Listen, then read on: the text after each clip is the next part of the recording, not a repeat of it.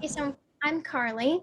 I currently work as a cardiac sonographer, and I'm doing my capstone project on the uses of three-dimensional echo to assess congenital heart disease.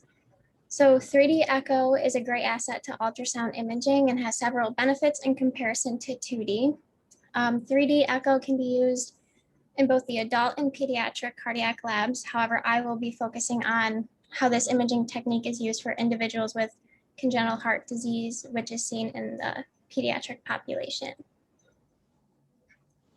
So first I thought I would give like a brief description onto what echocardiography and three-dimensional imaging are. So 3D echo is just, or echocardiography, echo, cardiac ultrasound, bunch of different names. It's just a medical practice used to image and directly assess the heart's function with the use of ultrasound imaging. Like I previously mentioned, there's two fields of study, adult and pediatric.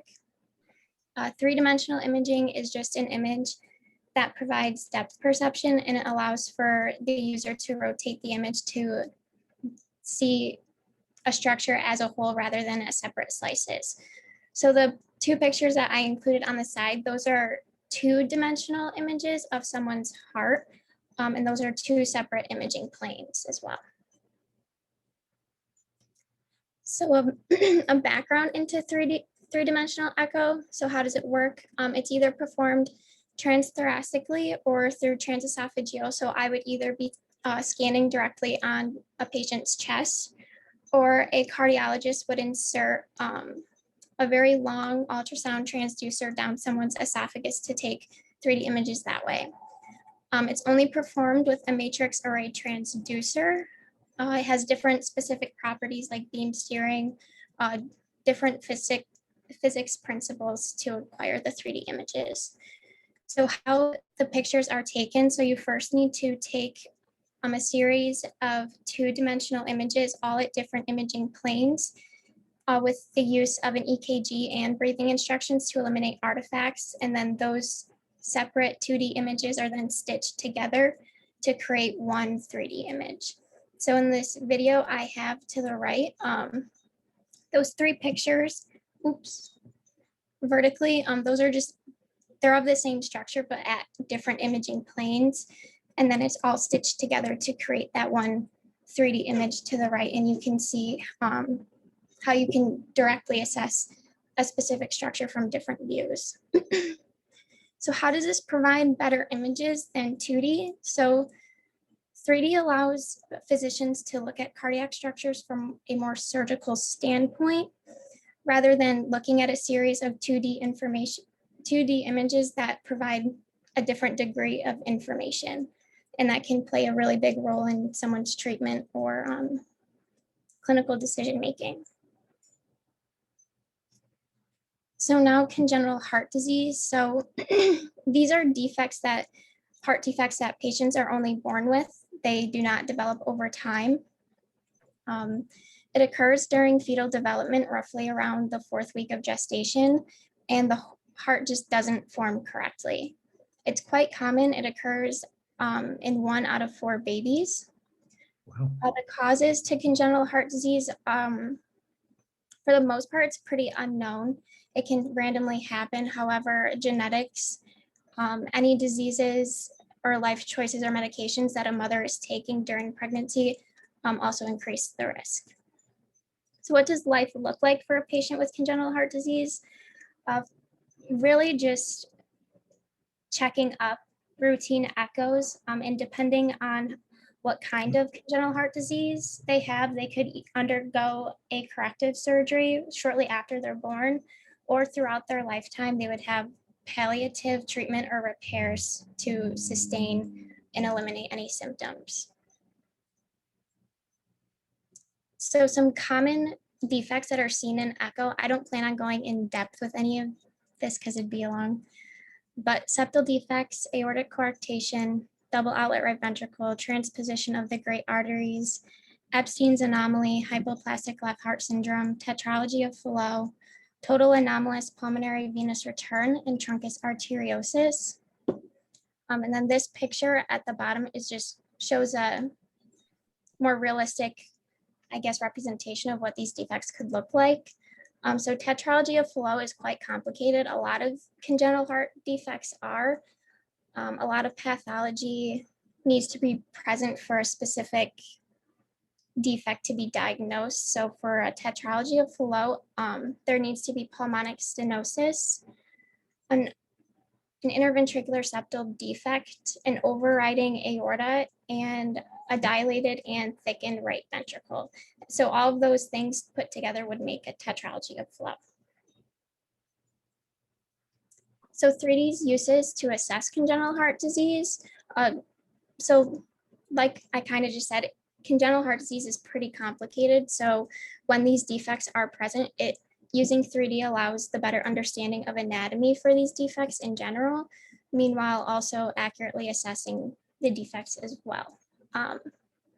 3D can be used in surgical intervention before a surgery, during, or after, just so a cardiac surgeon knows somewhat what they're getting themselves into before, and can use 3D to assess if they're implanting a device or anything, they can accurately see where that's going and if it's going to work. 3D can also be used to better evaluate for adult patients with congenital heart disease. So as patients grow up and have congenital heart disease, they will never go to an adult cardiologist. They will just go to a pediatric lab. And there are a lot of things that peds don't do in comparison to adult, like use contrast or do bubble studies. So having that option of doing 3D could provide more information for adults as well. So just some questions that I began to think about while I was doing all this research. Why is this imaging technique not commonly used in the present day, especially after finding such great benefits with it? I did a shadow when I was still in the echo program at RIT, and I went to Strong, and they have a very reputable pediatric cardiac lab, and I didn't see them use 3D, and I was very surprised. My next question is, are there any methods being researched to accommodate for a crying or moving baby or child? Because if you're trying to take 3D images, let alone a 2D standard echo, it's quite hard to deal with an uncooperative child. So I was just wondering if there's other options to go with that. Are there any downfalls or complications seen with 3D acquisition in the pediatric population? I kind of figured this would be the reason why it's not commonly used right now. There must be more cons than pros, which I do plan on getting more into, doing more research on that. And then lastly, when will 3D become a standard practice in a routine echo for congenital heart disease, especially when there's so many proven benefits with diagnosis and treatment plans? Any questions? Let me go first. So did you say at the beginning you have to stand on the person's chest? Is that what you said? Or... No, scan. Scan, okay. Yeah. I was trying to imagine that, and I couldn't. So, okay, I'm glad I misheard that. This sounds quite remarkable of it. So are most of those to do with that, most of those defects that you mentioned, are they to do with muscle? More like structure within the heart. Okay. And okay, so that's a couple of questions that just to clarify. So Karlee, tell us what you learned. You know, we always say in this course, you know, the goal is to learn a bunch of stuff that you didn't know before. So what did you learn from this that you did not know before? I learned that congenital heart disease is very complicated. They're all just very different from one another. And just looking at 2D images of it, it's confusing. So after I looked at some 3D images of congenital heart disease, it all somewhat made more sense. Like another thing I learned was the embryology behind how these defects can occur too during fetal development. I learned a little bit briefly when I was in school, but doing this research really helped me focus more in on it in a way that I could retain that information better. So when you are employed as an echocardiologist, are you going to specialize with pediatric, or does that happen? You specialize? Okay. We can. So right now I just work dealing with adult patients. For me to go into the pediatric, I would just have to take another boards exam after getting more training and seeing all this pathology more. Is that what you want to do? I'm thinking about it. It's different, and dealing with kids would be fun. I have a grandson who is almost 2 years old, and I can imagine that he would not take kindly to having an echocardiograph made. I don't think he would like that. So I can appreciate that there's problems associated with how you would do that with little children. I'm not sure how you deal with it, but okay. Thanks. Very nice presentation. Meg? Yeah, thanks, Stephen. So Karlee, I thought that was really interesting.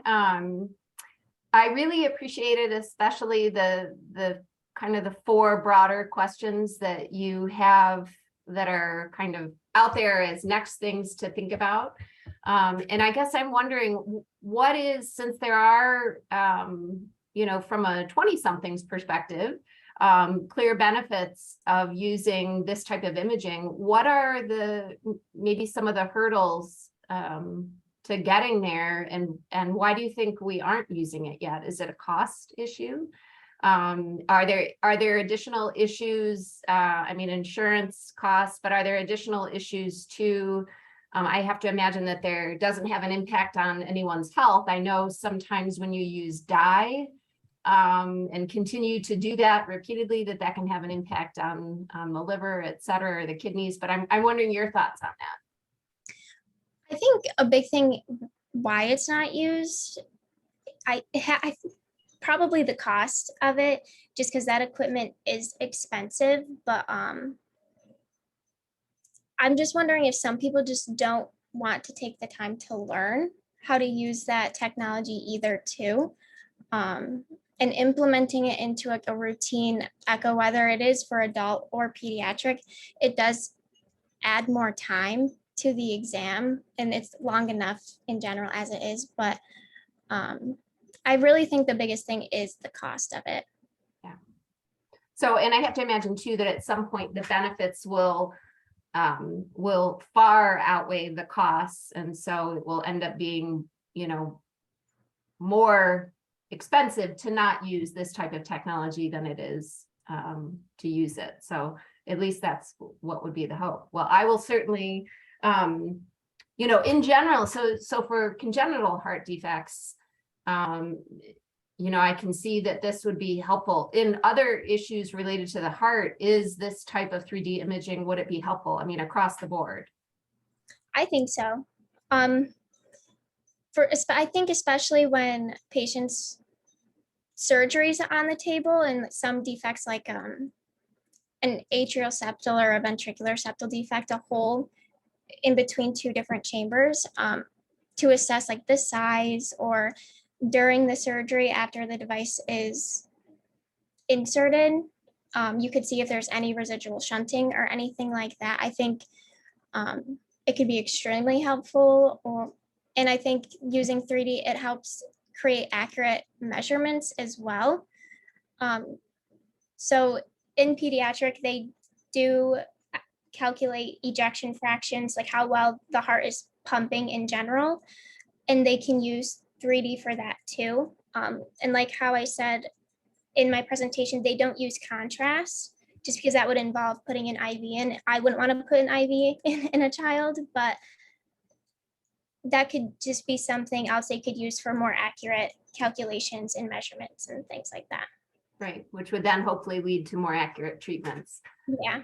Okay. All right, great. Thank you, Karlee. I enjoyed that. That was really interesting. So I recently had your videos there reminded me that I recently had a stress test, and it, you know, it was a routine sort of thing, and it was 2D. And so I can just remember seeing my heart pumping up on the monitor. But so I would think that it's more complex, right? So that might be one reason why people don't want to do it. We don't need to do this because current 2D technology is adequate. And this is just adding a significant complication. So I would imagine that's one of the reasons why it hasn't caught on. Maybe it should have for more complicated situations, but for more routine things, I assume it's not really necessary. Yeah. Okay, all right. Thank you very much, Karlee. Carolina, it's your turn.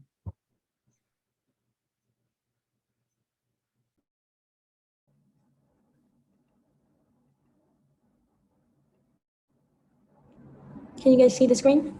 Yep. Hi guys, my name is Carolina Mattos, and today I will be presenting my small business plan by creating a wedding banquet from a culture perspective. So this is my mission and vision for my business. My goal is to make every client's event special and wedding truly unforgettable.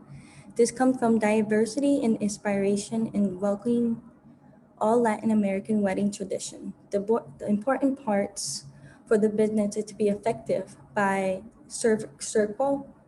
There are the tangibleness, reliability, responsiveness, assurance, and empathy.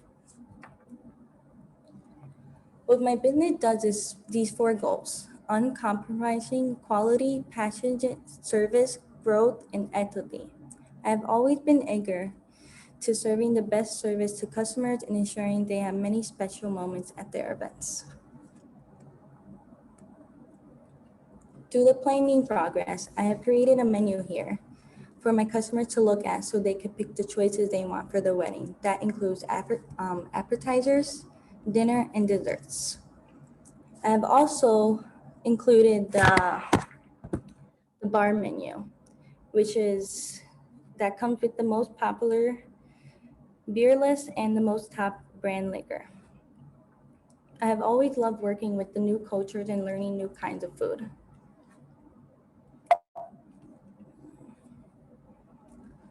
So this is my business service concept that will have all the service provided for the customer's experience. They will receive all of these important and key service. And for the outcome, I hope to bring happiness, family bonding, unique experience, diversity, and inspiration. So for the banquet wedding planning, I decided to map up a plan that will include the idea of the setup time, and we will be scheduled for the event to ensure we have enough time for setup. Being there around 10 a.m. and finishing around the events 12 to 1 a.m. It's important to have enough staff in attendance to compare to attendees. The decent staff ratio should be about 1 staff to every 10 to 15 attendees. Not only myself, but it's important for my staff to have the same mindset and work mentality as well. To hire, train, and outfit your staff. We set the SMART goals, which is S for specific, M measurable, A attainable, R relevant, T time bound. The on-site contact information, they could pick a location such as the beach, park, or the house. These are the affordable costs for all the equipment that I will need in order to run this business and to provide all customers. The decoration, customers can choose their own flower company, and we could also provide our own connection from other companies, such as candles, lit in color, dining related items, and centerpieces. And I also provided an event service that gives my customer the flexibility and freedom to do what they choose with their design and service offered. And then these are the blueprint layout. I drew these 2 ideas. They're not accurate with the whole drawing, but I can do a better ones. But these are the drawings that I thought would be a good setup idea for the tent with the buffet, the main course, starters, and other food. A wedding is a custom event that never goes out of the style. We'll work with you to produce a custom wedding moved by your exceptional love story. And then lastly, for my marketing plan, I will have to find the best places to advertise my business to reach out for Southern American cultures in the US. I have to promote in places where I can reach those in my target audience. As well, the details goal to have my own brand to make sure every client has a life event that they will never forget with their loved ones and their close friends. And there you go. Is there any question? Caroline, let me ask you the same question that I asked Karlee, which is, what did you get out of this project? What do you know now that you did not know at the beginning of the project? The affordable costs and planning out which is like the best amount and including the staff, how many staff I need. And also their tradition was really interesting because of their weddings, how they like set up, such as like it's very different from the US, of course. And they're very like focused and they really care about the traditions. So I thought the tradition was really interesting and I learned a lot from that. And definitely the budgeting of having this own business. Is this a business that is up and running or is this an aspiration? It's in an idea. I would like to end this one. Okay. Are you going to, how close to making it a reality are you in your thinking? I'm talking to both of my managers and they're really interested. So I don't mind trying it out and see from there. What do you mean managers? Who manage? Who From are my two old manager from my one of Hilton that I used to work at from catering, and now my other company that I'm working at, a country club. And I told about my idea and they've helped me out with some budgeting and what to get a heads up if I do set this up. So what's the next step towards making it a reality? Definitely a truck. A truck? To get all the equipment and definitely having more ventures. I would have to connect to ventures and which food product I want to connect with, and decoration, where would I would connect with my decorations, and to reach out people to definitely the advertisement. I would have to focus on that a lot to convince and pull people into my business. Do you have a website? No, I can create one. With the menu design, as you see from right here, was really hard to do. But I was working with one of my roommates and he knows how to do websites. So I could start getting an idea. This is a menu right here. Yes. Yeah. Okay, thank you very much. Yep. Very nice presentation. Meg?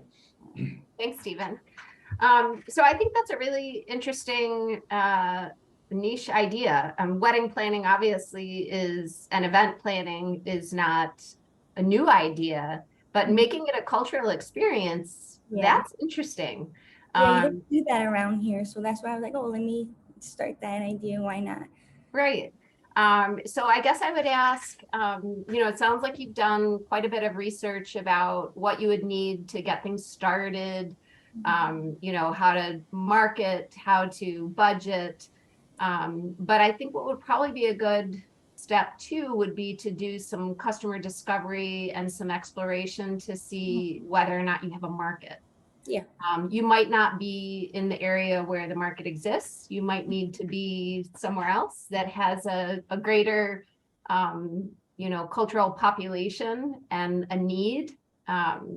So have you done any customer discovery or have you done any research about where would be the best place for you to position yourself for this? The best place would be in South America, of course. Of course. I would think maybe like somewhere in Florida because that's like halfway. And so people don't have to go all the way up to north. They can go like in the middle and that's close to Southern America. And I know some people in Florida, so that would be like some connection over there.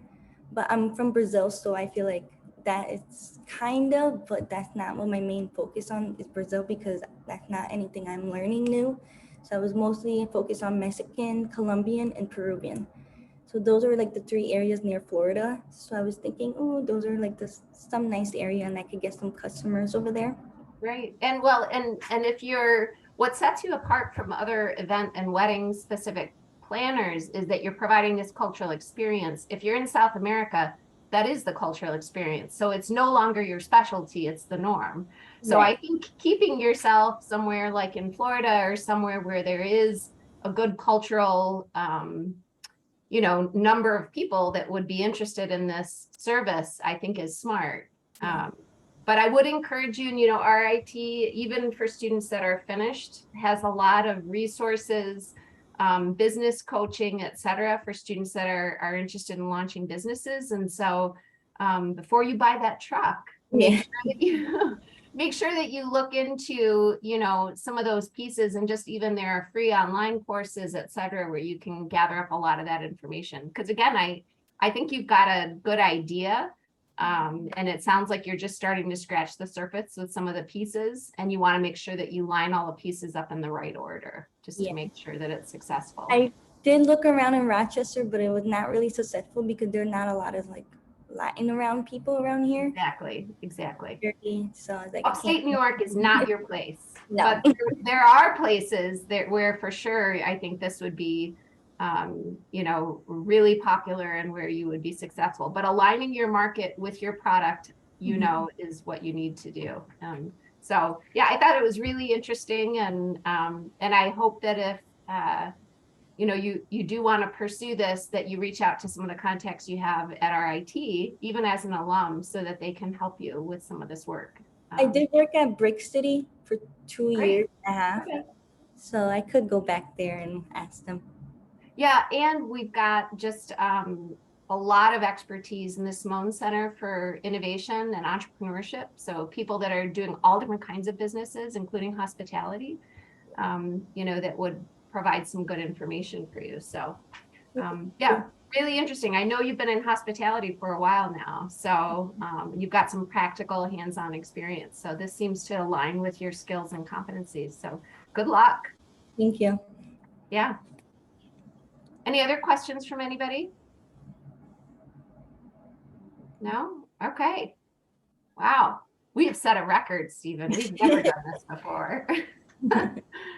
So look for an email about the date change. And if you don't mind checking your calendars at some point soon so that you can respond to that email right away to me, that would be great. And then again, if you feel like you don't want us to keep your recording, then just go ahead and email me. We won't hold it against you. And then make sure that you're just checking out the calendar for additional information. You'll have a poster that's due soon. And you've got lots of other things coming in. It's fast and furious, but you've done a great job. And what Stephen and I always like to highlight is that the summer is a tough time to do this because you are 3 weeks shy of what you would normally have in a typical semester. So it's fast and furious, and we know that it is. But you're wrapping things up, and that's great. So really good job. One last thing addressed to Karlee. So Karlee, I think it's an important part of your presentation to compare the 2D versus the 3D, and you've got those videos. So at the symposium, I don't know if you follow the instructions and the links to that, but you know, you can have a table or a laptop, because you can't reproduce the videos on your poster, but you could have them on a laptop next to your poster. Just that will make it clearer, you know, the distinction between the two technologies. So a good idea. And Karlee, did you have a question? Yeah, go ahead. Yeah. So I leave for vacation tomorrow. Is there any way I could turn the poster either Sunday or Monday to you guys? That you wanted it by the 22nd, but I'm going to be on vacation. Yes, you can. That's fine. Okay. Yeah, we've got fewer. When we have 80 posters to print, then I have to stay pretty close to what I ask for it. But we've only got about 10 or 12. So yes, I can certainly be flexible with that. No problem. Plus, we rarely have the problem of students being too early. I mean, often too late, but too early is fine. No, you're good, Karlee. Don't worry about it. And okay. I have a question. So you said the date is going to be the 28th? Which is a Thursday. Yeah, because I took the half day already. Like I told my boss I have a presentation on that day. I'm probably going to have to talk to him again and see if I can move it on the 28th. Okay, so you check and see, and then if there's an issue, just email us. Yeah, because I saw you guys didn't take 28th. I was like, okay, I have to tell my boss. I have to take a half day for that day. So it's the 27th was the date that we gave you. So that's the date that you took? Yeah. Okay, all right. So yeah, it would be the 28th. Okay. So go ahead and check. And if there's a complication, then we can figure out an alternative. Okay. But definitely doing the poster. Okay, good. All right. Okay, thanks, guys. Nice Thank you. job. Good night. Good night. Bye-bye. Just 1 second.